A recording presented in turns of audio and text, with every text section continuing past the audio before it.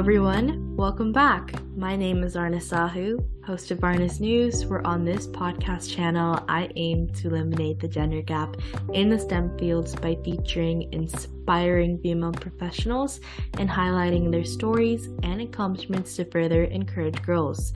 Today, on episode 27. So I call it the aggressive, assertive double bind that women face, which is as soon as we start being assertive, we get labeled as aggressive, right? There's actually this somewhat annoying quote, which is, what's the difference between aggressiveness and assertiveness? Gender. Because a guy who's assertive will be called assertive, and a woman who's assertive will be called aggressive for the exact same behavior, right? And so ultimately, we it's like this knife edge that we kind of have to balance. And yet, here's the thing. If we can really lead authentically and empathetically, and like I said earlier, that can actually be more impactful. However, a lot of times we have to show folks, no, this is the better way to lead.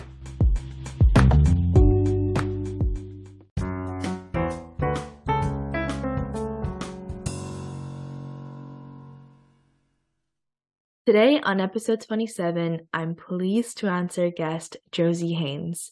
As an executive coach empowering women leaders to thrive in tech, she's had over 20 years in the technological field. She's worked in companies like Sun, NetApp, Apple, and Zynga, where she was able to create over 30 new features to Siri Music, which earned her a technical Emmy. Later in Tile, she helped to build an amazing inclusive culture as she wore different hats for the company.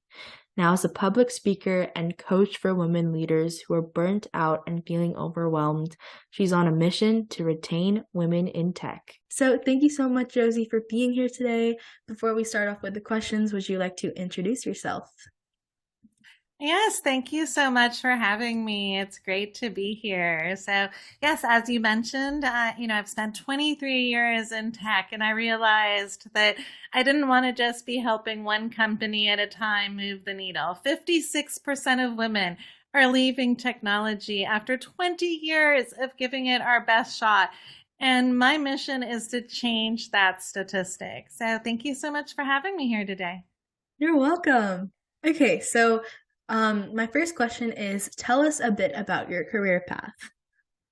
Absolutely. So I love that you asked this question, because one of the things I end up chatting a lot about with women who are just getting into the field is they have this belief that, those of us who are successful had some sort of like magic linear career path and to end up at the success level, right? And one of the first things I tell people is there is no such thing as a linear career path, especially in the tech industry where we're constantly learning and changing and growing, right? So to put it in perspective, I got into tech. My first job was in 1999, so the middle of the dot-com boom.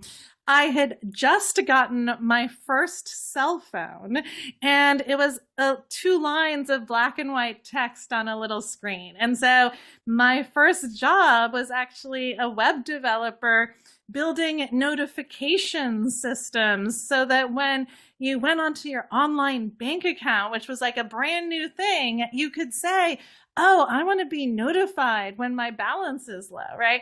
Now, something that you basically assume you're going to have was like a brand new innovation, right? And so I tell people, like, technology has changed so much in the 23 years I've been doing this. The way I've thrived is by continuously learning and growing, right? So I spent my first 10 years as a software engineer at a number of different companies. And then in 2010, I ended up as a software engineer working on a game called Cafe World at Zynga. And that's really where my career ended up really thriving. I went from software engineer to director of engineering in about 4 years. I got a couple $1 million days when I was working on Cafe World. Ended up helping design the storage service that ended up being the central storage service for all Zynga games, and then eventually became director of engineering of Chefville once we launched. and also ended up becoming director of engineering for our ads department, which was around 25% of Zynga's revenue went through ads. So it was really exciting. And then I decided, hey, let me go to Apple and go to an even bigger company and learn how that works, right? And so there's where I worked on Siri music, media, and sports. As you mentioned, we added 30 features to the HomePod during that development. My Siri on Apple TV team won that technical Emmy. But I actually kind of struggled during my 2 years at Apple. And by the time I left, I was burnt out. I was going through imposter syndrome. I thought I was an awful manager, despite the fact I literally had employees telling me as I was leaving that I was one of the best managers they'd ever had. I just didn't believe them. Like, I had gotten through so much imposter syndrome that I thought, I am done with this. I'm an awful leader. Like, I can't do this and I need to leave tech. And so I took 6 months off. And that really was some of the biggest learnings I've had in my life. I really took a step back, really focused on personal development, self-development, really like, what is it that I want? And I realized a couple of things. One is technology is impacting our daily lives so much more than when I had first started doing this, but yet technology is not addressing the needs of women and underrepresented minorities. And Siri is even one example, right? Voice assistants are actually less accurate for female voices and those with accents because guess what? The main people who are testing voice assistants are the employees. And if the employee base isn't diverse, then guess what? You're not actually getting much diversity in your testing for these products. And the list goes on and on and on. And I realized I love technology. I've been playing with computers since I was 5 years old and I had a Commodore 64. And I didn't want to just leave tech because somebody else said I wasn't good at it potentially, right? And so when I joined Tile in 2018, I said, I'm coming back to tech under my roles. And I wanted to work somewhere where inclusion wasn't just lip service. And so I spoke to CJ, the new CEO at the time of Tile, and I said to him, look, on top of leading your platform engineering director, I also want to make sure we're building an inclusive organization. I want to start a mentoring program. I want to lead your DEI efforts. And he said something to me, which was very surprising, but great too, which is, I promised my wife and daughters I was going to make Tile the best place for women to work in the Valley. And I loved that. And he hired me and I joined and we delivered on what I promised, right? I created that mentoring program. We had a number of people switch roles within Tile thanks to it. And then I was able to open source that, and Mozilla and a number of other companies have actually based their mentoring programs off of it. I, helped lead our DEI council, which really created an inclusive culture. I got my boss promoted to CTO and myself to VP, so then we could scale the engineering organization from 29 to 55 in 4.5 months in the middle of COVID. And I realized we had done it. And going back to something I mentioned earlier, I didn't want to just be doing this one company at a time. I saw what an inclusive culture could really empower. And I said, I want to help other companies do this. And so that's really what inspired me to leave Tile in July of 2022 and start my own business. And because retaining women in technology is twofold, right? And I work and coach women engineering leaders to thrive and other women leaders in tech to really thrive and help them succeed in an industry that is not set up for them to succeed. And I also know I need to help engineering leaders and technology leaders and companies build inclusive, high-performing teams so that women and other underrepresented minorities can thrive. And so my mission is really twofold and focused on both of those areas. That is absolutely impressive. I'm so glad you were able to share everything with us. I mean, I know for a fact how being burnt out feels, even though I'm pretty young, because, COVID, but I'm so happy that you've been helping other women thrive and you did so at Tile. So thank you so much for, doing this for everyone. All right. So my next question. All right. So my next question is, what advice would you give someone wanting to pursue a career similar to yours? And do you have any tips to succeed? Absolutely. So first, just going back to something I had mentioned earlier is realizing it is not a linear path, right? Especially if you want to go into leadership. Like I actually went back and forth between managing and being an individual contributor multiple times before I realized, I really love managing others. And it's really about empowering others and helping other people. And that's why I love to manage, right?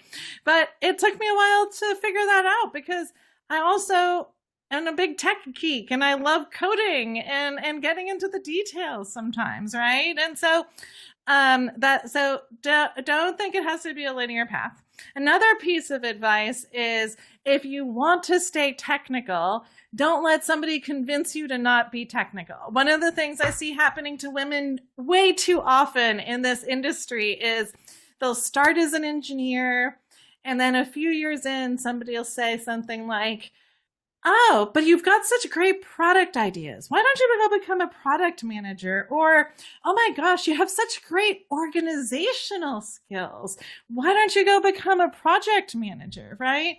And we don't tend to be groomed to stay as engineers. And so one of the biggest pieces of advice I give folks is if you want to stay technical and that is your passion, do not let anybody tell you otherwise. Yes, it's hard to thrive sometimes and stay in this industry, but that's why my other two tips are one, build a network, because so often we are alone, right? When I was at Apple, that was part of my challenge. I had not built a network at that time. And so I didn't have a support system I could go to and say, have you ever been feeling something like this, right? Because it can really resonate when you realize there's tons of other people who go through these same challenges, right? I was having dinner with another VP of engineering last week, and she was telling me, one of the reasons I work with a coach still is I still feel imposter syndrome to this day, right? And so it's one of these things like the challenges don't ever go away, right? But we need to build resilience so we can thrive and stay in this industry. So those are some of my tips. Yeah, I feel like a lot of people, they kind of mislead others. So that's why there's a huge gender gap in STEM. And that's why so many other people, they want to tend to focus on other aspects in STEM. But I feel like this podcast channel is really addressing those issues. So yeah. Oh, and one last tip that I forgot to mention is always be learning. I think, I mentioned, right? Like what I was doing 23 years ago, like people would kind of laugh at today because they're like, like that's not innovative and creative. But I'm like, yeah, 23 years ago, none of this technology existed. So it was innovative back then. But I think it really shows like just how much we have to be constantly learning and growing to keep up in this industry. Yeah. So building a new connection and always continuing to learn. Listen up, folks. Yep. Okay. My next question is, what is a common myth about your profession that you want to debunk? All right. So I think especially in leadership, right? I think there's a lot of myths about what is a successful leader. And I think especially in tech, being a male-dominated industry, we have this like aggressive male leadership stereotype that people assume is how you thrive. And I'm here to say you do not need to lead that way. You can lead authentically and with empathy and still be impactful, right?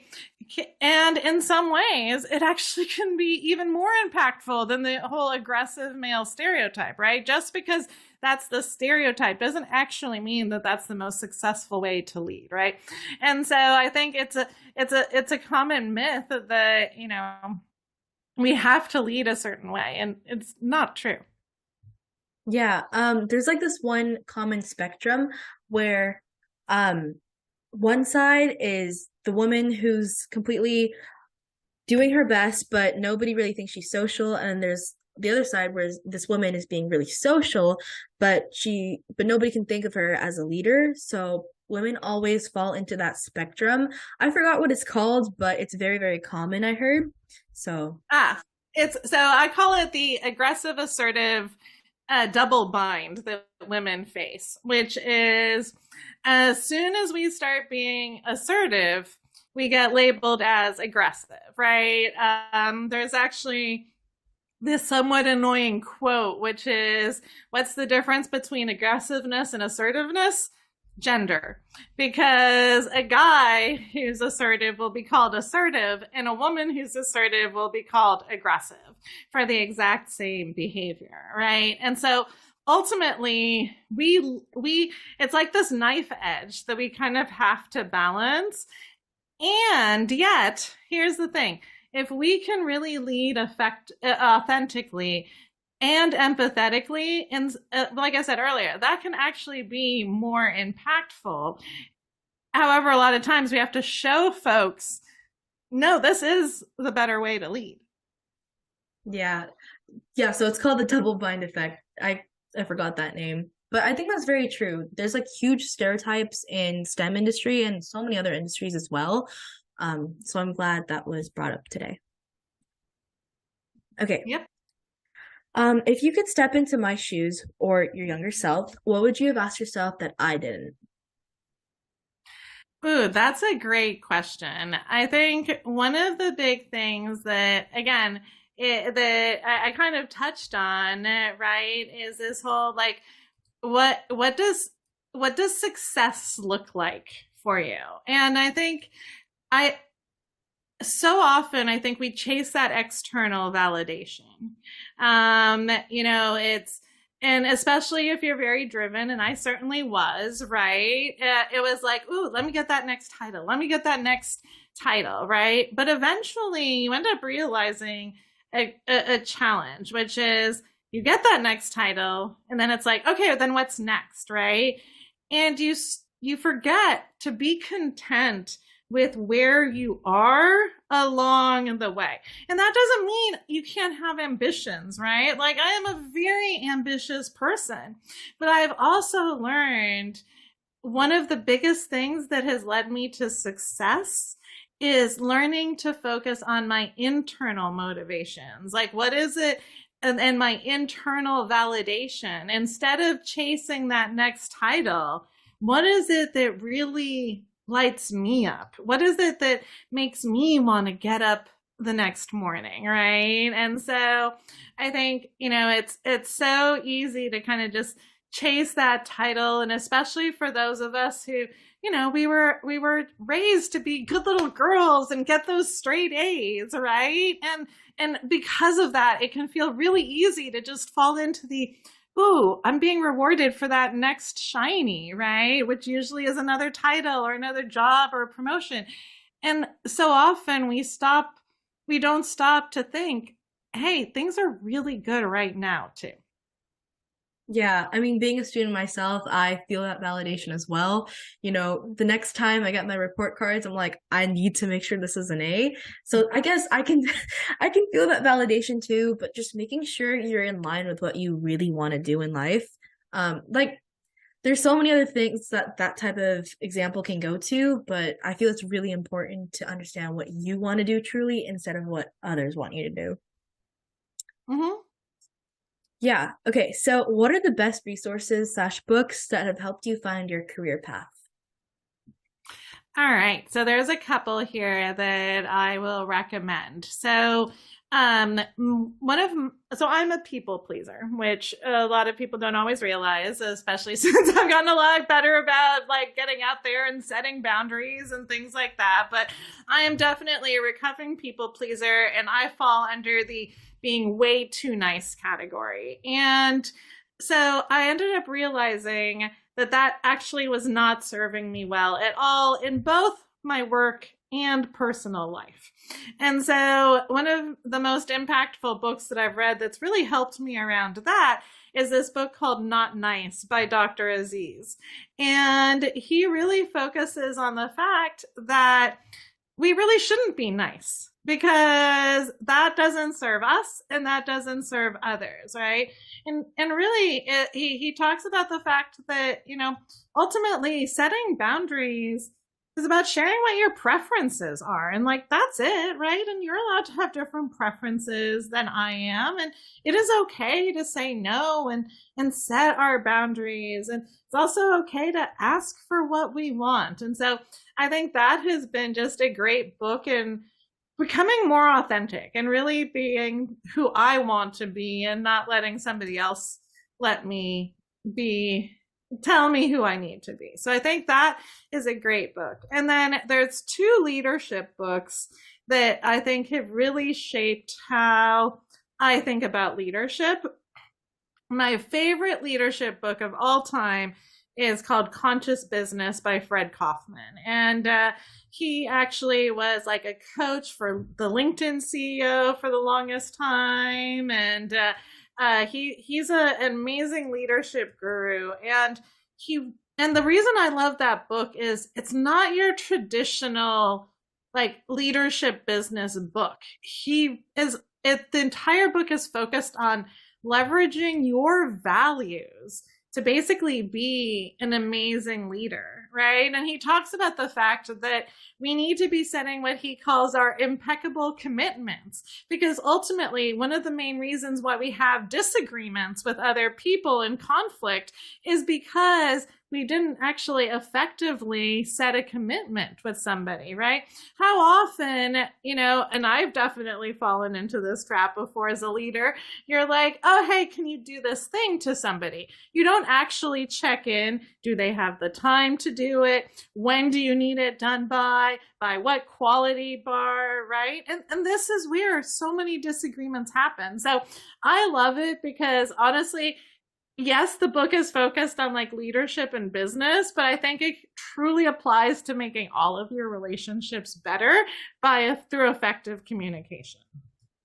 The other book that really kind of shaped my leadership philosophy and style is a book called Being the Boss by Linda Hill. And the reason I like that book is it really talks about management. It's not about management in tech. It's really about are you an effective manager? And she talks about the fact that managing is really about managing in three directions. You're managing up to your boss and everybody, whoever's above you. You're managing down because you're managing your team and what they're doing, but you're also managing yourself and your relationships with your peers.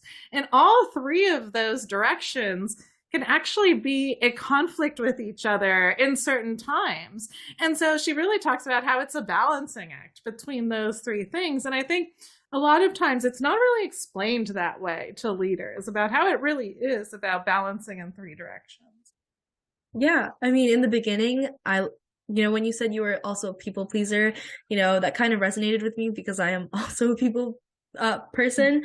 I always have to make sure that the people around me are feeling better than I am. So being nice is kind of a problem sometimes. But I will definitely check out those books. They seemed very, very interesting. So that will be on my book list. Okay. Awesome. And what do you think is the vital factor that shaped your career? What was your life before learning it? And what was your life after learning it?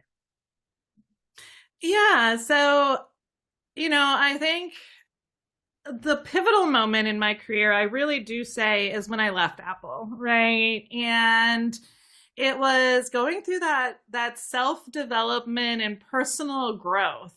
I had never, up to that point, I'd really never read like a self-development book. I'd never really driven into like, hey, what does it mean to be high performing? Like, how can I be effective, as a person, and a leader, right? And I think really taking the time to focus on what do I really want? I think I'd lived my entire life trying to live to other people's standards and what they wanted. And I'd never slowed down to ask myself, like, Jossie, what is it that you want? What lights you up on a daily basis, right? Like, how do I take care of myself as well as everybody else, right?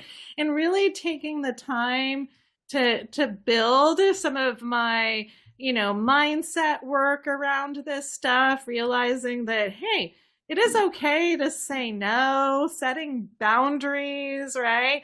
All of these things have made me a better leader and able to do what I am doing today, right? If you'd asked me 5 years ago, oh, Josie, are you going to be a coach someday? I think I would have been like, what are you talking about? But then I've really seen like the power of, how I've learned to become a better leader through all of this personal development work, which is why I love working with other women leaders to help them thrive, because I see it is possible. And so often it isn't that we don't know what we need to be doing. So often it's we need help keeping us accountable along the way. And we need the mindset support to enable us to thrive. Yeah, I mean, I feel like burning out is really easy to do because, I mean, for my example, before COVID, I was really ambitious. And during COVID, I did so many side projects. But after school started, I just couldn't face anything. Like something in my mind was just blocking everything. So being able to focus on who I am and like learning what I truly want to do was really important. So I feel like I could piggyback off of that idea too. Okay, so since Absolutely. It's so important for us to take the time to figure out what we really want, right? Because especially, as you get older, right, and you start having a family and potentially kids, right?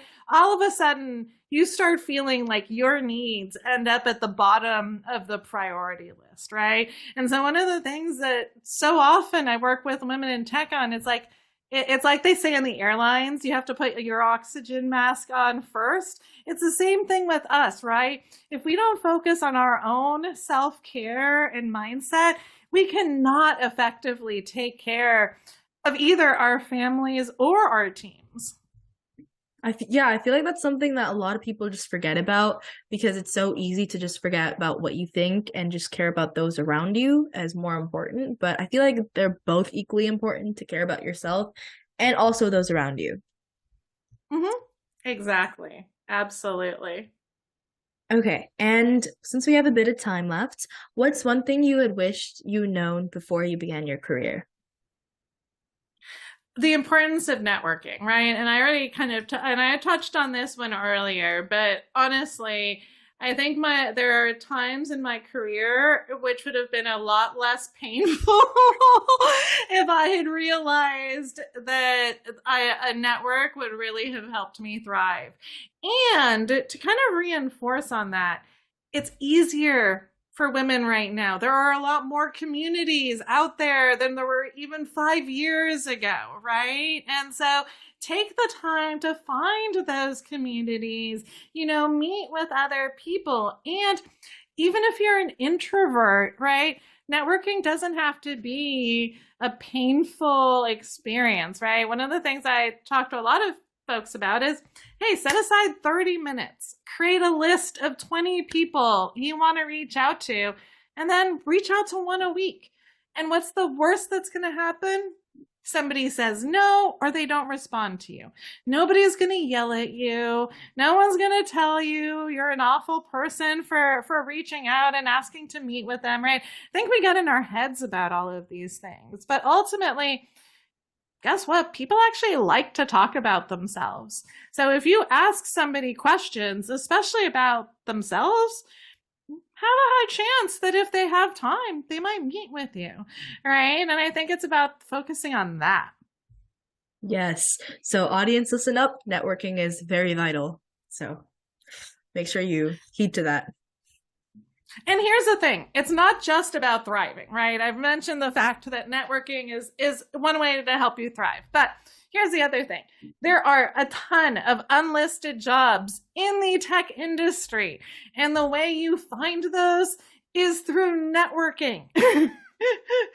I mean, earlier today, I was connecting somebody with a role that I happen to know because somebody in my network happens to have a role open. They haven't created the job description yet. It's not publicly available, but I was able to connect somebody in my network to the job because I happen to know about it, right? And especially the higher up you go in your career, the more likely that is to happen. Yeah. Okay, since we have a few more minutes left, how do you continue to learn in order to stay on top of things within your role? Yeah, and like I mentioned earlier, I think learning is crucial. And so for me, I love consuming all sorts of content. So I am constantly listening to podcasts. I have a subscription to Harvard Business Review, and I like read a lot of their leadership articles. On the tech side, I'll dive into tech courses sometimes as new technology comes up, or try building new things. If especially with Chat GPT, I've been experimenting a little bit with the APIs and stuff, and really, it's about getting into that constant learning mode, right? And just realizing again, we are constantly changing in this industry, so it's about really learning and getting really good at just learning more on a regular basis. Yeah, fun fact, I actually, with my presentation project in English, since I didn't like the wording of it, I used ChatGPT to rewrite it for me, and then now it rewrote it, and then now I pasted it back, and it's literally perfect. So ChatGPT is the best. And see, yes, and I think that is, you're using ChatGPT effectively, right? I think people assume that you could just say, hey, write me some essay. Like if you say that, it's going to produce garbage. No offense. Like it is not something. So for any students out there, this is the way you want to use ChatGPT is as an augmentation, right? How do I leverage it right now?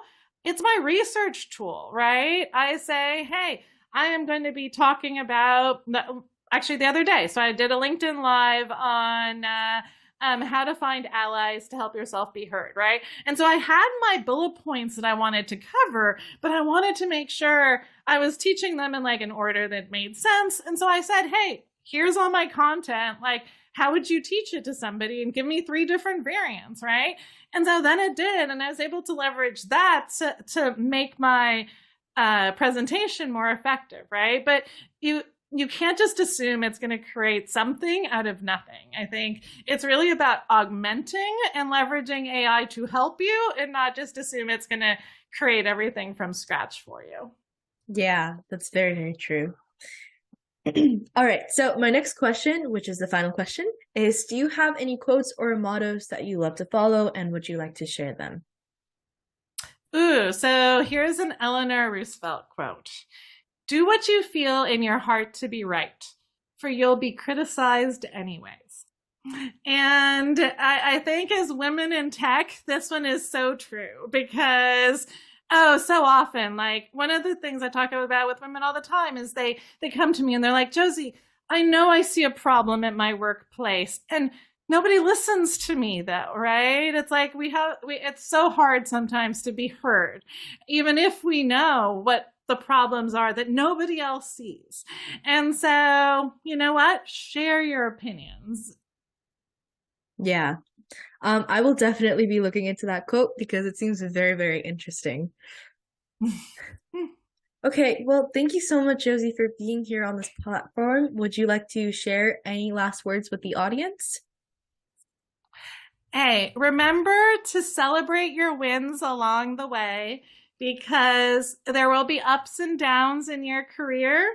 But if you take the time to record your wins on a weekly basis, you can then look back at those when you are having the tough times and think, these are the good things that are going on.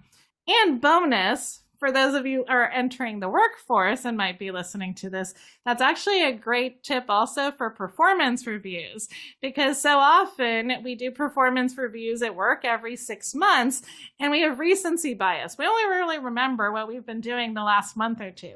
By creating your win list every week, you can then use that for your performance reviews as well. Thank you. Well, thank you so much for being here. Yeah.